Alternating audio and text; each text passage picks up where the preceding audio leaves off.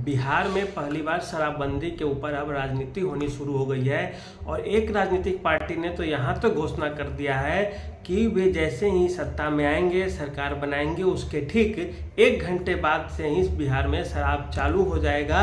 वे नीति की समीक्षा करने तक की बात नहीं करते हैं, बल्कि सीधे सीधे बोलते हैं कि वे शराब को चालू कर देते हैं और इसके पीछे जो वे तर्क देते हैं वो भी एक बहुत बड़ा एक आधार वाला तर्क है। उसे अभी हम समझने की कोशिश करेंगे। और नीतीश कुमार जी की बेचैनी बढ़ने वाली है इस चीज़ को लेकर, क्योंकि नीतीश कुमार जी इस चीज़ को, शराबबंदी को इज्जत पे लेकर देखते हैं और मेरा फैसला है और इस फैसला को मैं कैसे बदल दूं खुद के स्तर पे। तो यही बात माननीय मुख्यमंत्री नीतीश कुमार जी के साथ है, तो उसी पे हम चर्चा करने जा रहे हैं। बात कर रहे हैं शराबबंदी की। तो बिहार में शराब के बंद हुए अब 5-6 साल हो गए हैं लगभग में। 2018-19 में हुआ था और एक तरह से उसके बाद चुनाव भी हुए थे 2020 में। 2025 में विधानसभा के चुनाव होने हैं और इसमें कोई दो राय नहीं कि महिलाओं को फ़ायदा हुआ है।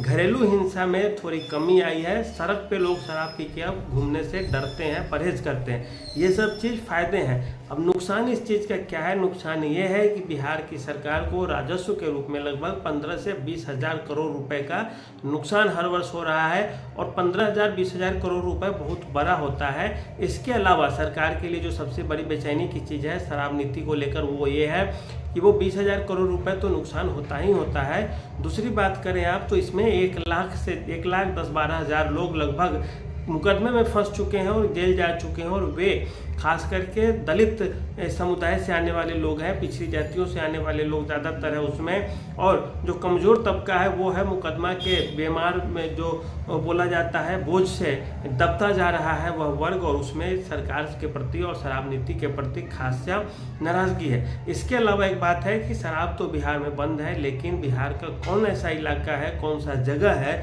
जहाँ पे शराब नहीं मिलती है?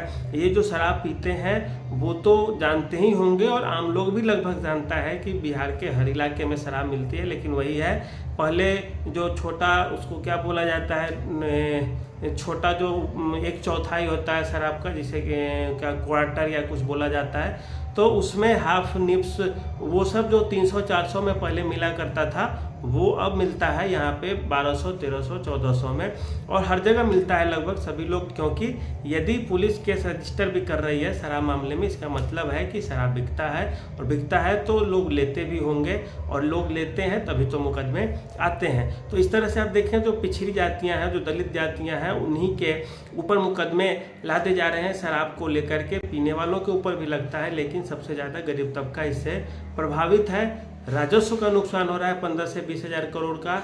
इसके अलावा हिंसा में कमी आई या ना आई वो तो एक अलग चीज़ है, लेकिन यह ज़रूर है बिहार में कि शराब के मामले में सरकार बैकफुट पे आ जाती है जैसे ही सुनती है कि शराब हर जगह चल रहा है, और इसी का फ़ायदा उठाने जा रहे हैं प्रशांत किशोर। उन्होंने घोषणा किया है कि वो जैसे ही सत्ता में आएंगे सीधे सीधे इस चीज़ को लागू करेंगे। वे यह भी तर्क देते हैं कि बिहार के कितने ऐसे राज्य हैं जहाँ पे शराब नीति वहाँ पे लागू है, या वहाँ पे अगर शराब सरकार बंद भी कर देती है तो बिकता नहीं है शराब। कौन सा ऐसा जगह है आप हमें ज़रा बता दें। बात भी सही है, गुजरात में हुआ है, लेकिन वहाँ पे पर्दे के पीछे से काम होता है, लाइसेंस के थ्रू शराब मिलती है पीने के लिए, और वहाँ भी एक तरह से ब्लैक मार्केटिंग है। बिहार में भी ठीक वही स्थिति है। तो नीतीश कुमार जी के लिए एक बहुत बड़ा झटका होगा, और पहली बार बिहार की राजनीति में हो रहा है कि सरकार ने कोई चीज़ जो बंद किया है उस चीज़ को लेकर के कोई दूसरी पार्टी बोल रही है कि हम जैसे ही सत्ता में आएंगे।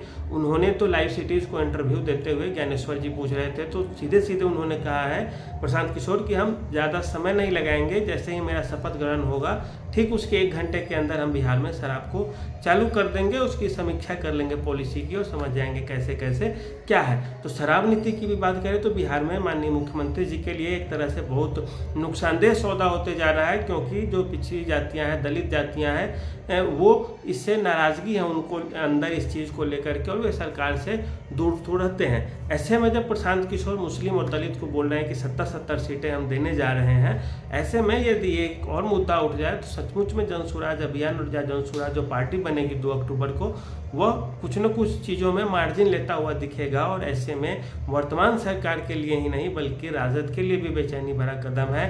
क्या राजद भी यह चीज़ घोषणा करेगी कि वो भी शराब को फिर से बिहार में चालू करने जा रही है? अगर वो नहीं करती तो प्रशांत किशोर से पिछड़ जाएगी। इस तरह से अब होड़ लगेगी बिहार में कि हम शराब फ्री करेंगे। देंगे, शराब फ्री करेंगे, ताकि जो पीने वाले, चाहने वाले या इस नीति के विरोध करने वाले लोग हैं वो सीधे सीधे माननीय मुख्यमंत्री जी के विरोध में आए, भाजपा के विरोध में आए और उनका जो चुनावी अभियान है वह सफल हो जाए। तो कुल मिलाकर यही है शराब नीति और समीक्षा को लेकर कि राज्य को बड़ा नुकसान हो रहा है, और जैसे ही चालू होगा उन सब चीज़ों के ऊपर से पाबंदियां हट जाएंगी और एक तरह से जो मुकदमे हैं वह भी राज्य वापस ले सकता है। इस तरह के एक और चीज़ जो बड़ी घटना हुई है वह सासाराम से निकल कर आई है। सासाराम क्या कहीं और का है, उधर का ही, जहाँ पे शराब के 2 बोतल के लिए 6-7 लाख रुपए फाइन कर दिया गया था सरकार की एजेंसियों के द्वारा।